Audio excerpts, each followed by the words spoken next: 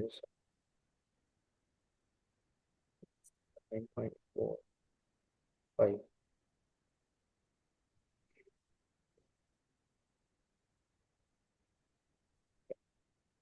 You can repeat after me.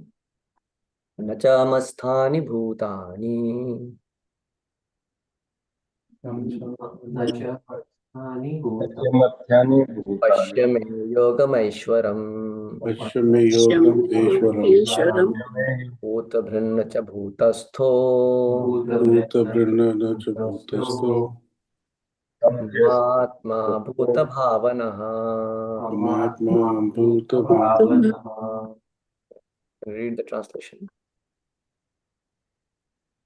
Yeah, who's reading?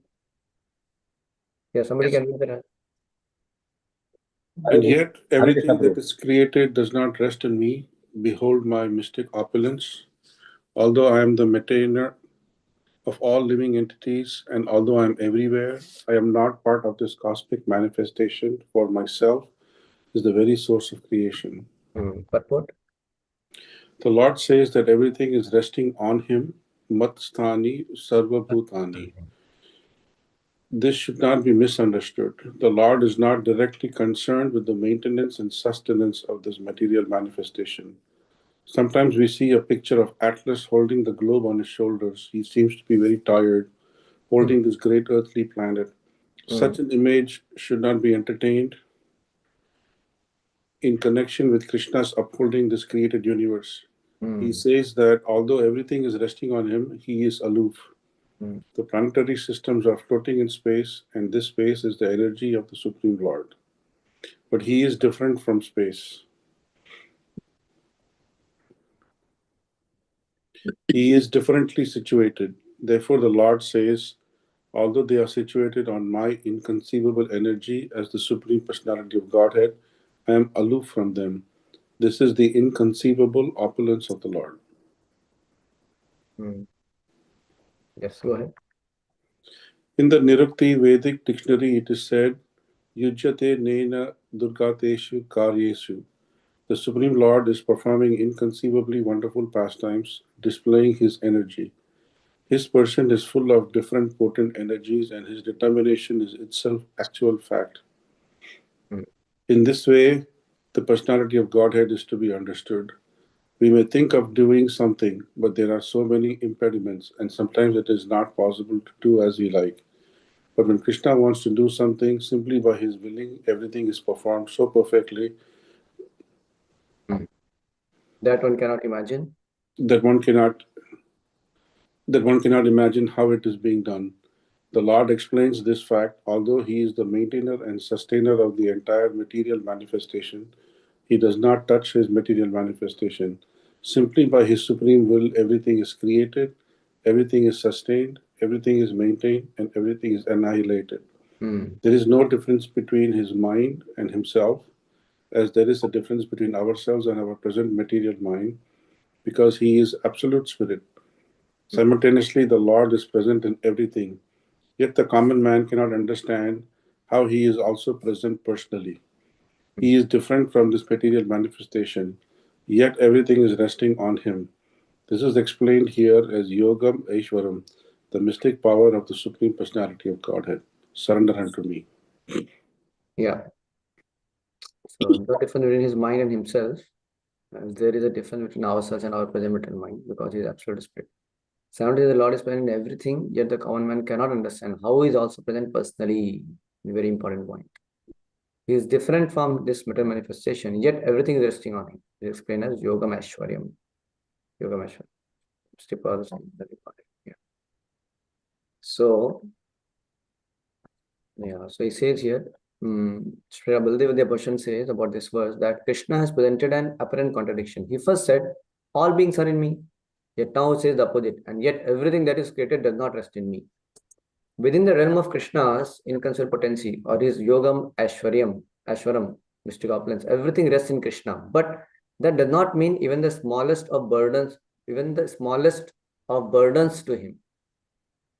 He maintains all that exists while remaining completely separate and detached in the spiritual world. To help us understand this inconceivable and mystical relationship, with the material energy, Krishna offers an analogous example. The next verse is the example analogy, where it says, understand that as the mighty wind blowing everywhere, rest always in the sky. All created beings rest in me. Correct? So the sky remains aloof from the wind. Correct? Sky never touches the wind. The ether never gets polluted by the air. So though air is within ether, within the sky, but still it is not touched by the sky. I mean, not touched by the air. So although all living entities are within Krishna, are dependent on Krishna and supported by Krishna, they nevertheless act independently. How can one who is completely dependent act independently? This is an inconceivable feature of the relationship between living entities and Krishna. Understood? The living entities are within Krishna and are dependent on Krishna, supported by Krishna. They nevertheless act independently. Today we were discussing, we have the choices. How can one who is completely dependent act independently? We're completely dependent on Krishna, still we have that independent nature. This is an inconceivable feature of the relationship between living entity and Krishna. Krishna provides an analogy to help us understand. The sky, like an upside down bowl, contains the wind. In the same way, all created beings rest in me. Just as the sky is detached from the wind, though in the sky, blows freely and independently. The sky restricts only the area of movement, not the movement itself. Krishna thus limits the activities of the conditioned entities, regardless of the extent of their power, to the circumference of the material world. Within the material sphere, they are free, and Krishna is detached from their independently enacted activities and from the reactions their activities generate. The living entities are thus simultaneously fully dependent on Krishna and independent of him.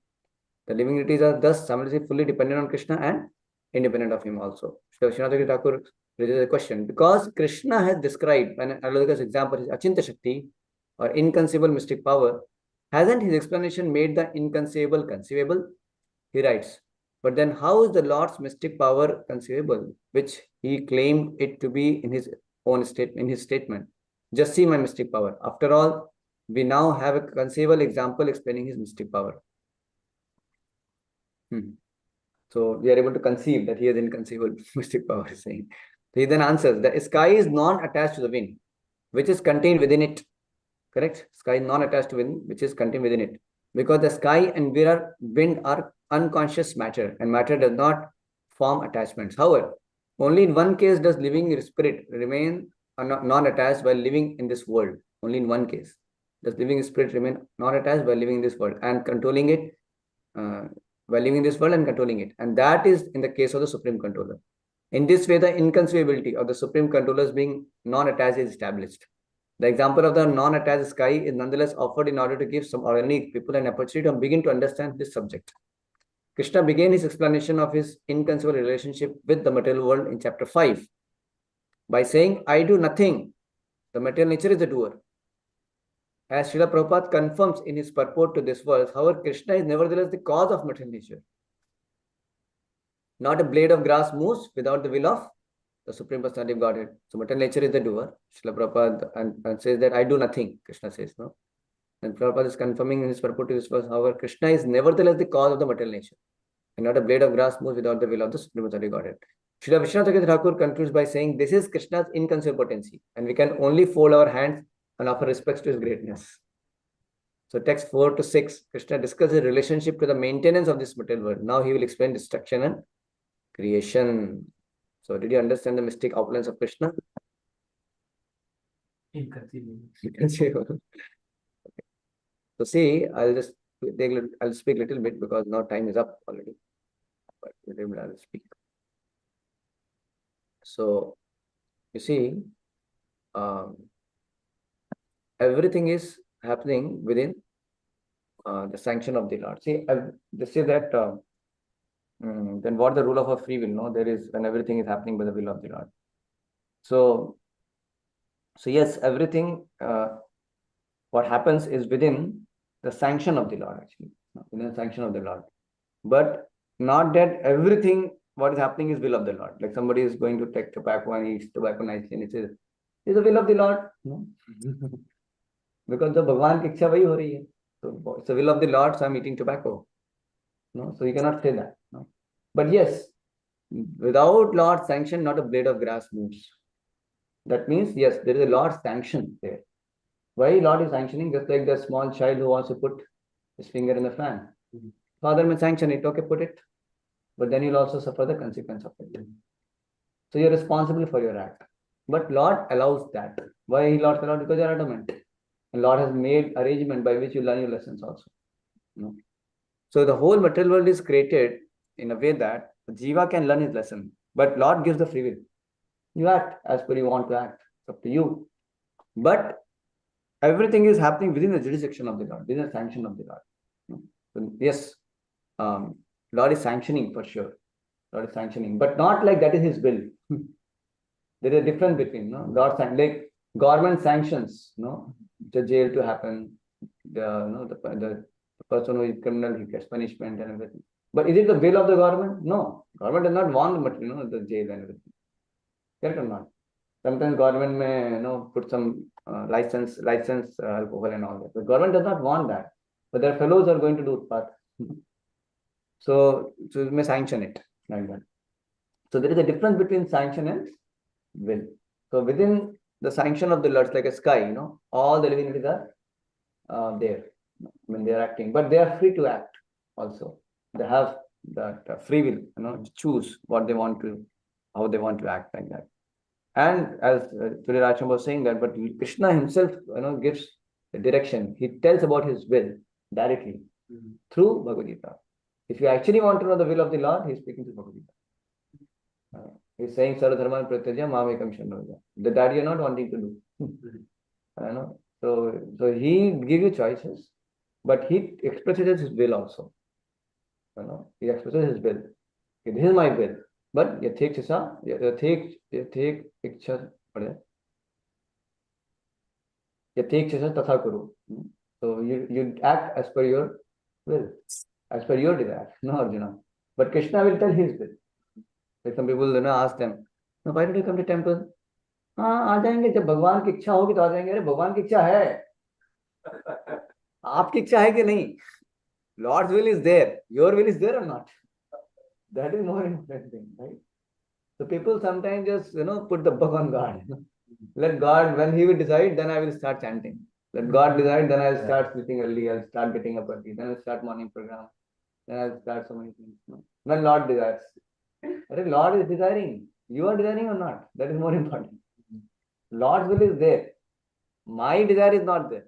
The Lord sanctions it because He doesn't force on you. Why should He force on you? Correct, no? So Lord gives His free will and it remains detached. So it's amazing point he's saying, Vishwanath Thakur was saying that Lord is actually the sanctioner and he is material nature is working under his direction.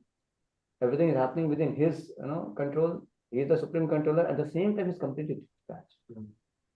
He's detached completely. He doesn't enforce upon anyone anything. But he has created a way, systems in which you learn your lessons as well. You learn your lessons.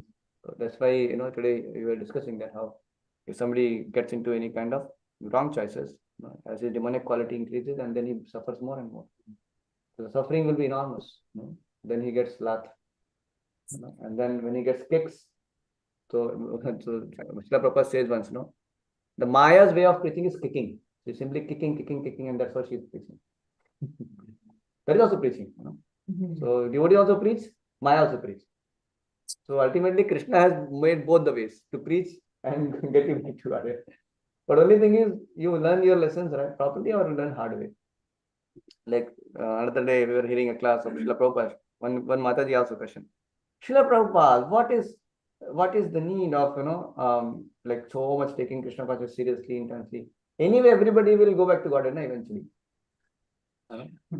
So why need to too much worry about preaching and so much taking intensity and taking all this. Anyway, we'll go back. Everybody will go back to God anyway. Now everybody will attend Krishna Paramatma one other day anyway. So Raghava said, yeah, it's a nice logic, but you have to rot. For time being, you have to keep rotting. You want to rot? Why you want to rot? So that's the point he said. There are few people who even know like if they have to take birth, they are like, okay, we'll take. I mean, you won't get this far yet. Huh? I mean, one of my friend, he said that we have the free will, we'll take the birth again. We're like, this is for enjoying. I'm like, you're not going to be like this again. No, but now also you're not enjoying. Yeah. And if you take birth, you won't enjoy. Prabhupada, one person said, Prabhupada, what's the problem in becoming dog? Prabhupada said, no, it's a cat and dog. If you go a sinful life, you'll become dog and cat. So he said, Prabhupada, what is the problem in becoming a dog? So it's fine, no? And Prabhupada said, okay, all my blessings are with you. So anyway, with our dullness, we don't understand the point. But the point is that I was saying that actually it's the Lord's will. The Lord has already told. So living entity should understand that what is the Lord's will, and if I align with Lord's will, then only I can be happy. That lesson living entity has to learn. Because bhakti is voluntary, surrender is voluntary. Krishna will never catch your neck and put your head at his lotus feet. He won't do that. That's a blessing if he does it. He won't do that though. Why? Because you don't want. Right? But he will. But I mean, the point is that he's doing it in the sense that he's helping us in so many ways, so that he voluntarily surrender. Because love means no force. You love me. You cannot do that. When you love somebody, then you give him freedom not to love you. That's the real love, right? So don't get into man and woman relationship in this world. That's not love for sure. That's lust. No? So don't compare anything with that. But in this world you can see also, no? When somebody so-called love is not love, then there is expectation. That means it's not love at all. Love is only possible on a spiritual platform. The love is only meant for living entity and the Lord, nothing else. And when you love Krishna, then the relationship in which you live with other devotees also is love, of whatever kind. But that's not, at all. I mean, what currently goes on in the world is not love. Actually. And it's only a perverted reflection of the original loving relationship in the spiritual world. So in this world, there is no love. You have to know this very clearly. No love there. The only love exists on the spiritual platform. The love between the Supreme Lord and the living entities. And when you love Supreme Lord, then because you love Supreme Lord so much, you see other living entities as partner person, then you have some love for them. The love is through the Supreme Lord, not independent of the Supreme Lord. I mean, you just stop hating anyone. You don't hate anyone, yes. Yeah, correct. Because you see everybody is there to Krishna. Even envious people also pray for him from distance, like that. Yeah. So love is only through the Supreme Lord, that you have to know. Only when you love the Supreme Lord, then only you can actually relate with other entities with love and compassion. In fact, when you love Supreme Lord, then you will have compassion for other living entities. You'll have affection for other living entities as well, like that. But that's not at all material. No, don't misunderstand it. That's not at all material. Even Kunti Maharani is praying to Krishna, oh Krishna, please cut off the tie of affection to the Pandavas and Vishnus. Even she doesn't want, even though all his people are devotees, whom she is telling that please help me to get rid of my attachments. Why is she saying? Because the material attachment should be given up. There should not be any kind of material attachment. So affection can be only on a spiritual platform. That is good. So this is ultimately we have to come to that platform. So the point is that so Krishna's will is very clear. Krishna is telling in Bhagavad Gita. So devotee actually understands Krishna's will and tries to align with the will of the Lord. And that's the devotee, voluntarily. Because you understand that's my best self-interest.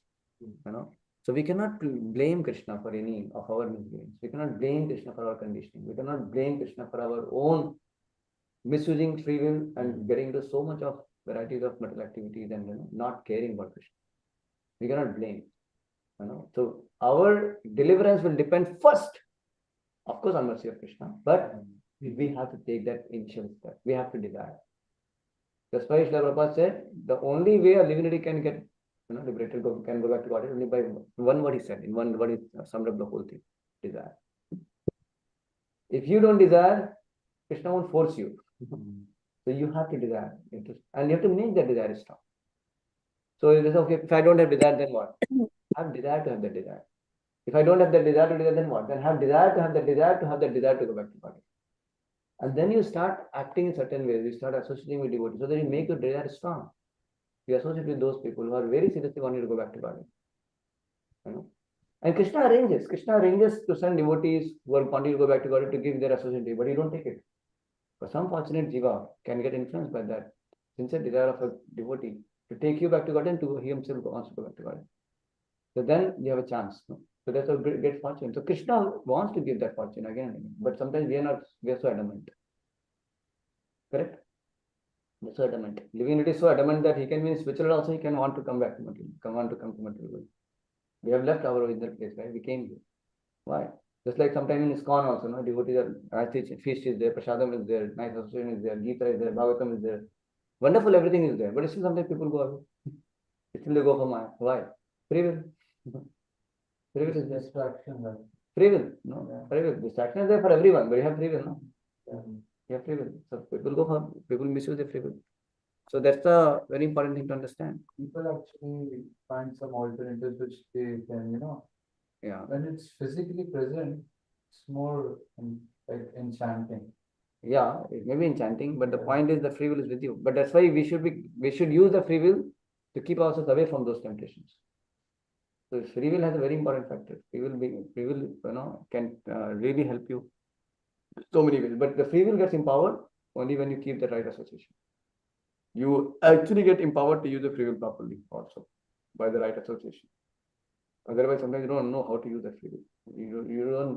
You act helplessly under the moods very powerfully. But there is still the free will there. You remember that day we were telling 5 things which affects us: past life conditionings, upbringing, and then previous karma. Then another point was association of devotees, and then free will is there. So, and especially association of devotees, you can learn to use your free will properly. So you have to consciously choose our association, and we have to be responsible for our choices. We should use our free will properly. Important. So nothing can impel you. I mean, nothing can things can impel you, but nobody can compel you. Maya cannot compel you actually. Actually, we agree to surrender to Maya. Without our sanction, we cannot go to Maya. Actually. Maya only can do drama, try to attract you, try to come, impel you, tempt you, but it's up to you. So we give ourselves to Maya. We are responsible for it. We may think, no, Maya is troubling, but the point is we give. We do say yes.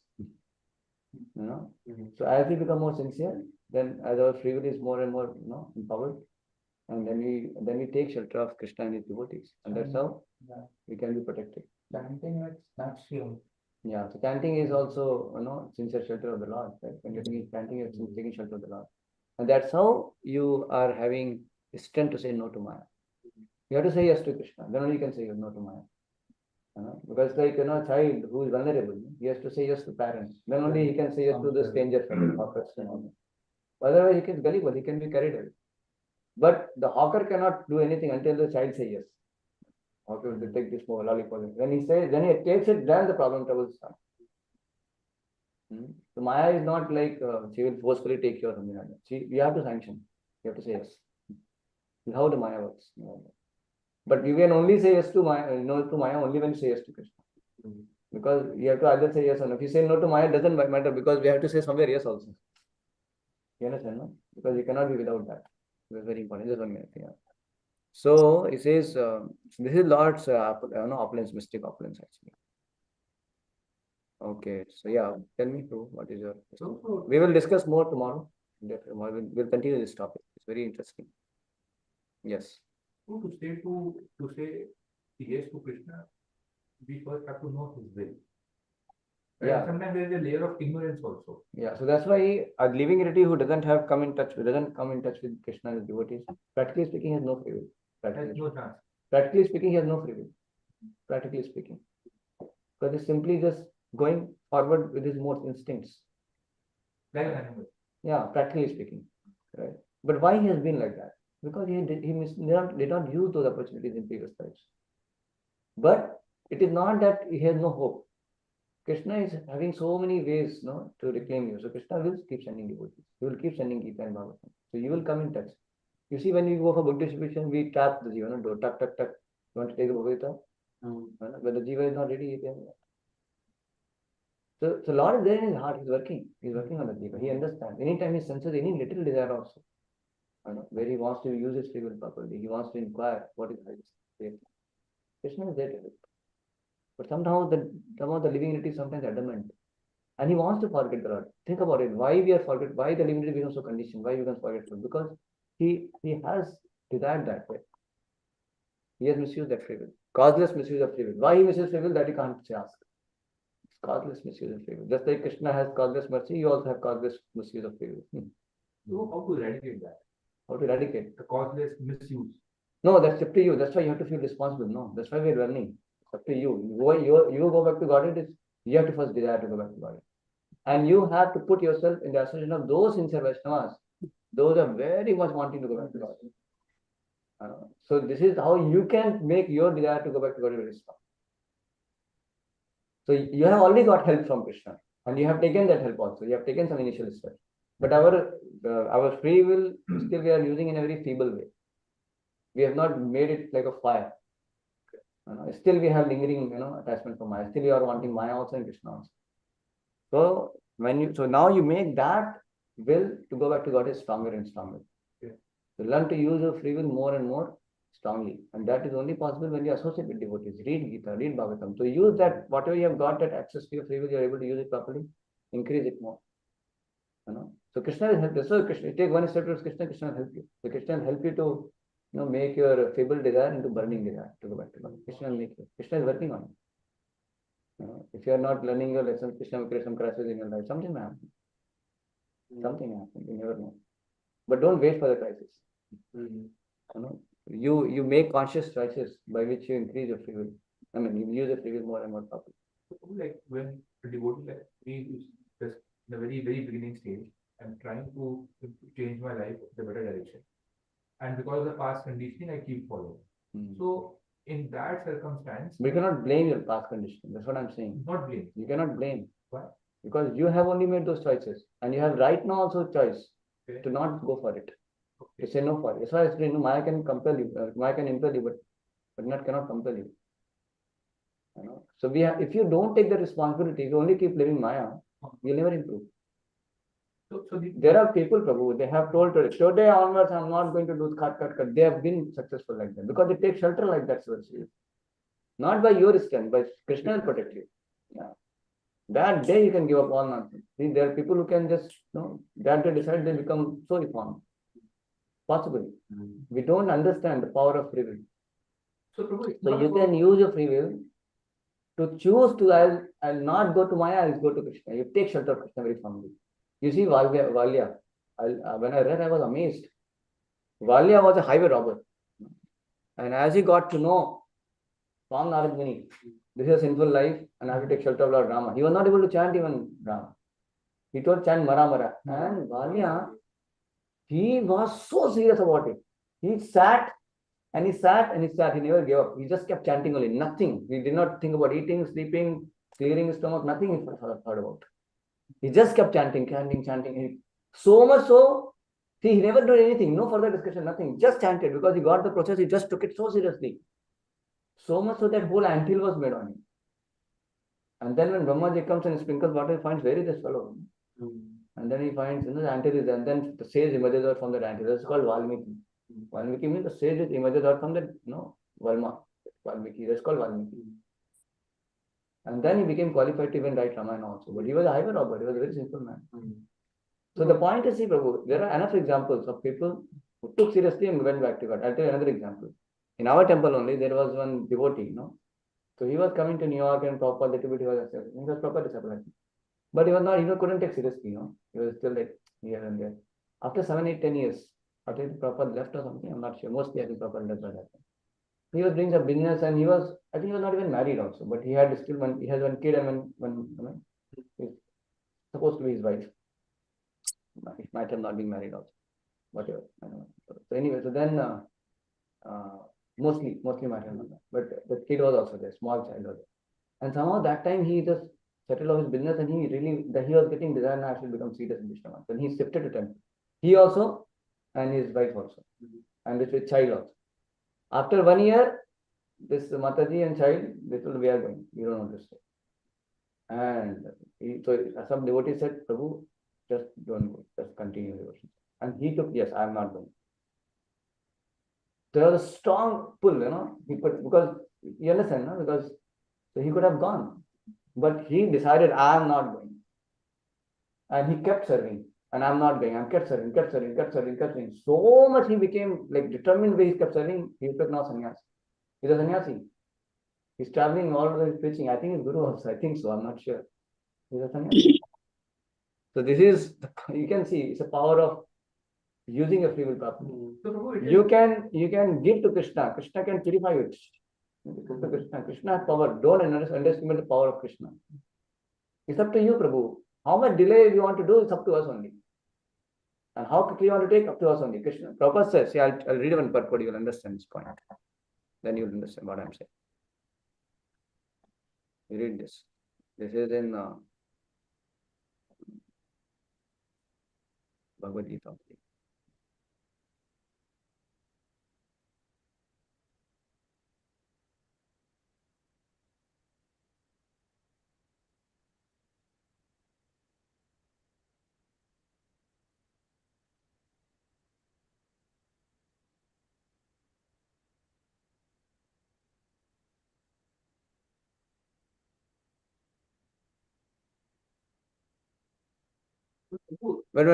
Okay. Question, you do not hearing answer.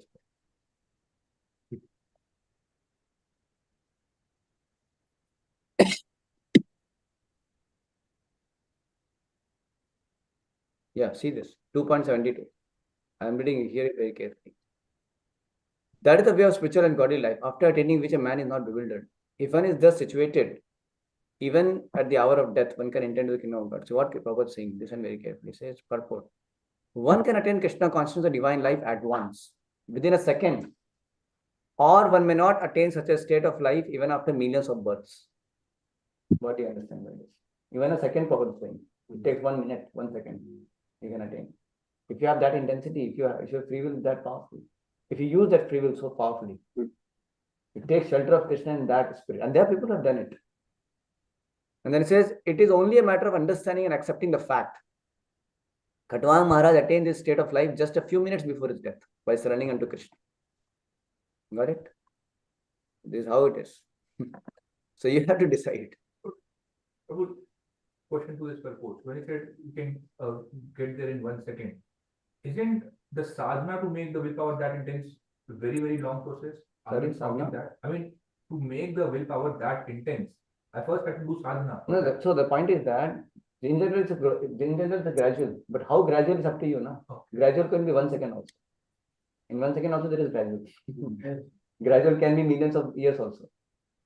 How gradual is up to your free will, no? Yeah, you can get perfection in 1 moment also. If you have that, honestly you take shelter. But why Lord Rama is saying, when once somebody has told Krishna, I'm yours, I'll give Abhaydan fully to him. With that earnestness and that helplessness, somebody does that. So it's up to you. Okay. So yes, in general it is gradual. That's why Prabhupada said, 1 lifetime you practice sincerely, chant 15 rounds, follow 4 principles. If you remain association of devotees, I will take you back to God. That's a general statement Prabhupada wants. 1 lifetime you can go. Prabhupada at least is requesting us to give 1 lifetime of surrender. You work on yourself. So you have to chant and read and hear and perform as if like today you want to go back to God. Like that we have to do. And whatever we are able to, we'll be able to do. But that way there will be some gradual development for us. We have to understand, yes, it's a gradual process. But how gradual, it depends on your intensity. Correct, no? We cannot blame for our not going back to God in anyone. Krishna, not Maya. Why should we blame Krishna or Maya? Because Krishna and Maya both are impartial. They are equal to everyone. Why should why they are delaying for one fellow and why they are taking one fellow immediately? So it's up to you. You have equal opportunity to go back to God in this lifetime. So you can delay. You only can delay. If you want to go, you can go. So one more thing that I'm getting from this discussion and this purport is that in this choice between Maya and Krishna, fighting Maya is not sensible. Going towards Krishna is the thing that we have to do. That is the meaning of fighting with Maya. Okay. Yesterday I was speaking about it, no? Fighting with Maya means what? You take shelter of Krishna. That is fighting of Maya. Okay. We are not going to Maya and fighting, going to bars, going to people and fighting. Now let me fight with you. Our fighting is nothing but taking shelter of Krishna. That's what we fight. What Prahlad Maharaj, how he fought with Hiranyakashipu. Simply remember the Lord. It is said, Prahlad Maharaj fought and defeated Hiranyakashipu by the weapon of his remembrance with the Lord. His weapon was the remembrance of the God. That was his weapon. So our weapon is Shanagati, taking shelter of Krishna, taking shelter of chanting the holy name of the Lord, taking shelter of the devotional process, taking shelter of self. That's how you defeat Maya. Is there like a history? That's how you attack Maya. And preach Krishna consciousness. That is attack. Preach Krishna consciousness. Is there like a history of Prahlad? Attack is the best way of defending yourself. Huh? Like, is there a history of Prahlad? Like, why was he like that? Yeah, Prahlad, there is some kind of story. I've heard something like that, but I'm not very sure. But I've heard something like that. Prahlad Maharaj in the previous life, no. But it is also that he was Nitya Siddha also. It is said also. So sometimes there may be different kalpas, different practices also. But anyway, this one thing I heard that. So he was waiting for one of his girlfriend or something in the temple, and it happened to be Narasimha temple. And that was happened to be Narasimha Chaturdashi. But somehow that, and he cleaned the temple because the girlfriend could come or something. He cleaned the temple and he was waiting, and did not eat, and the whole day passed. So he fasted also. So somehow he did fasting and he cleaned. That Sukriti gave him so much of strength. In next life he got the opportunity to hear from Narayan. Something like that I had before, but I'm not very sure. I have to really get confirmation of it. But anyway, it doesn't matter. There is always there may be some past of some saint and future of any sinner. We understand this point. But the point is, Prabhu, it's up to Krishna is always going to make us fortunate. Means he always is helping. He's always wanting to make ourselves fortunate by providing us some access to devotees, by giving us some access to Gita, Bhagavatam. There are so many ways Krishna is going to help us because he is Paramatma right there in your heart. But what I'm saying is Krishna will do from his side whatever he wants to do, whatever way he wants to make you fortunate. But you have to do your part, no? That's what I'm saying. That if you don't do your part, even though Krishna is trying to do all his part, no? So then you make your unnecessary delays because Krishna does not force surrender on you. You got this point? Yeah. Haribol, any reflection? Anybody has any reflection? Srinivasan and Robert Prabhu. Only both of you are remaining. All are left. Any reflection? Anybody has? These questions were like reflection. Yes, Srinivasan, you want to say? No. So, thank you, Prabhuji. You spoke elaborately on the free will. So, when I was, that reminded me of Sri Krishna's instruction in the Bhagavad Gita. Couple of things came to my mind. One is the verse which says, "Ye yata mam prapadyante tams tataiva bhajamiham." So, Krishna clearly says, actually, as the jiva surrenders, actually, I worship Pajamiham. I reward him. I reciprocate. Yeah, reward him. Yes. Reciprocate accordingly. Yes. Reciprocate accordingly. So this is one thing that came to my mind, and from Ramayana also. I mean, this is Bhagavad Gita, where Lord Krishna instructs, but he himself enacted this in the Ramayana, where Mother Sita represents the jiva, and this is what I heard from the lectures actually. And he asked Hanumanji to go and find out where Sita and what is her condition, whether the jiva wants to come back to me or not, actually. So Hanumanji goes and finds. So the Lord doesn't, as you said, like the free will is the most important in the devotion service. Actually, the Lord doesn't even enforce even a single iota, like a single minor small level. Actually, he gives a lot of free will. He doesn't interfere with the free will. Yes, at the same time, he will do everything to inspire you. Yes. He may give you a slap. He may, through Maya, and he may inspire you by giving loving embrace, everything, so that you voluntarily say yes to come. Yes. Yeah. So your free will is there. Like Ravana also was trying to compel Mother Sita, but Mother Sita said no. He couldn't. Of course, he had a curse. That's why he couldn't. But that's how the free will is there with the living entity. So it does not interfere with the free will of Sivas. That's why he is aloof. That's how the Jiva can remain independent also. But Wait. Robert, do you have any question? Any reflection, Robert? Just been getting over a cold, so just kind of listening. But the even being sick is just part of the material world. Having a cold, and reminds me of how temporary everything is here. Yeah. Did you hear the lecture, Robert, fully, or you were sleeping? I was kind of resting and listening, so I heard part of it. Okay. You can hear the recording maybe again. And Yes. when we can meet, Robert? I'm not meeting you nowadays. Where you're in Thank you. Boston? Maybe Sunday night. Where you're in Boston? Yeah, I'm here. Yes. Why don't you come today? We can meet today. Okay. Yes, I can try to come today. Sure. Yeah, I'll try to meet you. Sounds Yes. good.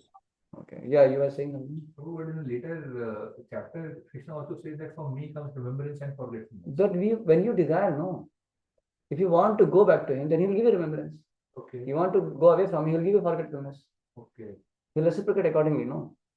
You pray to Krishna, give me your remembrance. So if I want to go to Maya, he give me forgetfulness. Dadami buddhim yogam tam. He will give you intelligence by which you can come back to him. But you have to want to come. So what I want is what he Everything he will give you. He will give you remembrance, he will give you revelations, everything. Provided you want. Are you wanting, you are interested in Krishna or not? Are you interested to serve him? Are you interested to go back to him? He will give you remembrance. But if you want to, why he has given forgetfulness? Because you did not want. So what should devotee like me who has one foot in Maya and one foot in Krishna? Put both foot in Krishna, no? Why you are putting one foot in Maya? That's your free will. Why you are wanting to be, why you want Maya? Why you want misery? Why you want misery? You tell me. Why you want suffering? You want suffering, no?